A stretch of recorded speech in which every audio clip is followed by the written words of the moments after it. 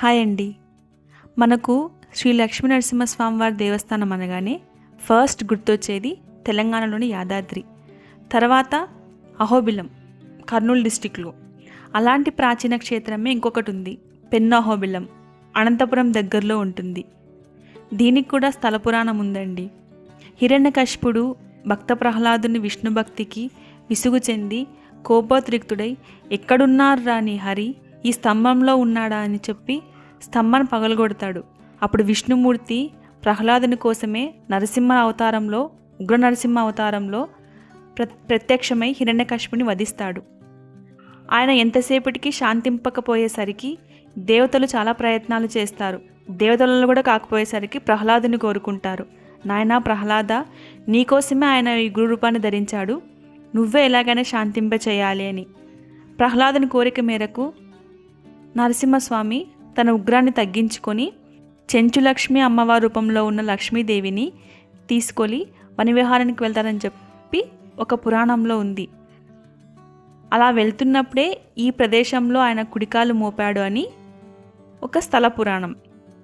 అలాగే ఎందుకు పెన్నోబిలం పేరు వచ్చిందంటే, ఈ దేవస్థానంలో ఉన్న మూల విరాట్ దగ్గర కుడిపాదం దగ్గర బిలం ఉంటుంది. బిలం అంటే ఒక గుహలాగా.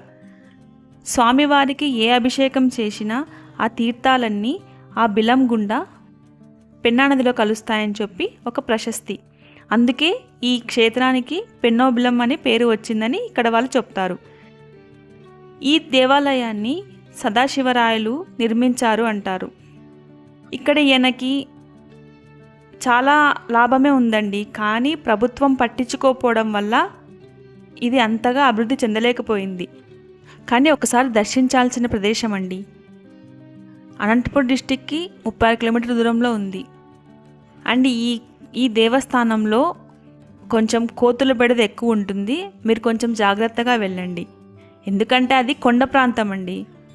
అక్కడ ఏమీ గృహాలు కూడా తక్కువే ఉంటాయి. అక్కడ చిన్న చిన్న అంగళ్ళు వేసుకున్న వాళ్ళు తప్ప వేరే వాళ్ళు ఎవరు నివసించారన్నమాట. జాగ్రత్తగా వెళ్ళాలి అంతే. కానీ ఇక్కడ స్థల పురాణం బట్టి చూస్తే కొన్ని వింతలు కూడా చోటు చేసుకున్నాయి.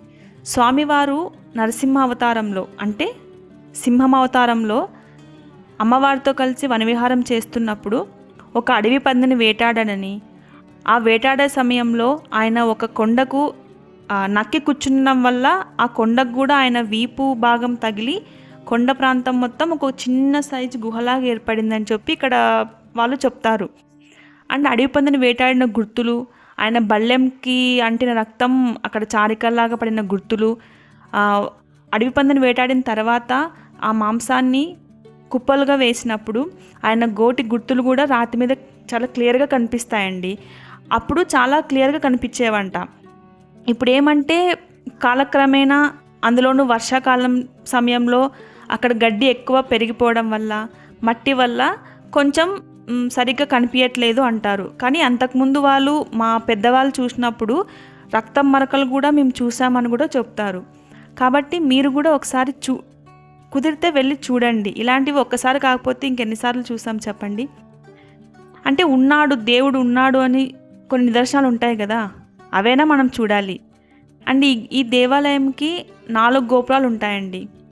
మొత్తం తూర్పు, ఉత్తరం, పడమర, దక్షిణం 4 వైపులా గోపురాలు ఉంటాయి. ఇక్కడ రథోత్సవం జరుగుతుందండి, చాలా వైభవంగా జరుగుతుంది. అందుకే ఈ స్థలం పురాణం ప్రకారం ఈ రథోత్సవం కూడా ఒక ప్రాముఖ్యత ఉంది అండి. మనం దశావతారంలో విష్ణుమూర్తి యొక్క దశావతారంలో నరసింహస్వామి ఒక అవతారం అని చెప్పుకుంటాం. అలాగే కలియుగ దైవం వెంకటేశ్వరుడు కూడా వీళ్ళు సోదరులాగా అనుకుంటాం. మన సైడ్ చెప్తారు వాళ్ళంతా అన్నదమ్ములమ్మ అని. అలా తిరుమలేశ్వరుడు స్వామికి 1 సంవత్సరం మొత్తం వచ్చిన మంది భక్తులు ఈ పెన్నోబులేశుడి రథోత్సవానికి 1 రోజులో వస్తారంట. అందుకే కొంతమంది చెప్తారండి, నాకు సంవత్సరం మొత్తం వచ్చే భక్తులు నీకు 1 రోజులో వస్తారు కదా అని చెప్పేసి తిరుమలేశుడు చిన్నబుచ్చుకుంటాడంట. అందుకే ఈ రథోత్సవం జరిగే కొద్దిసేపు తిరుమల శ్రీవారి ఆలయం మూసివేస్తారు అని పెద్దవాళ్ళు చెప్తారు. అది ఎంతవరకు నిజమో తెలియదండి, నాకు తెలిసింది మీకు చెప్తున్నాను అంతే. ఈ రథం కూడా పూర్వీకులు చెప్పేవారు, అన్ని రథాల్లో కూడా ఈ రథం గద్ద గోరు అంతా హైట్ ఎక్కువ ఉంటుంది అని చెప్తారండి. ఇక్కడ నిజంగా లక్ష్మీనరసింహస్వామి వారికి చాలా ప్రాముఖ్యత ఉంది.